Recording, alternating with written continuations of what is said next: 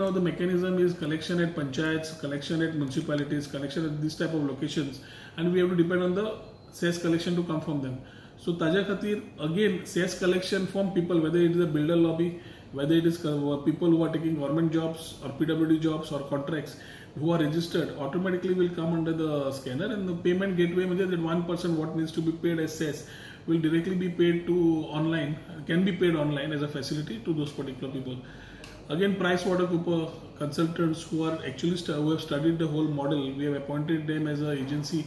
to be there and as consultants guide the board to take the schemes with proper standard operating procedures, have particular initiatives which have been best practices of other states. Those practices need to be followed in the state for the welfare of the construction workers. As discussed on complete Kelia. So I think quite a wide agenda, about 14-15 items have been discussed today, and we expect that we will get going very fast, so that by December we should be able to actually roll out schemes on the floor.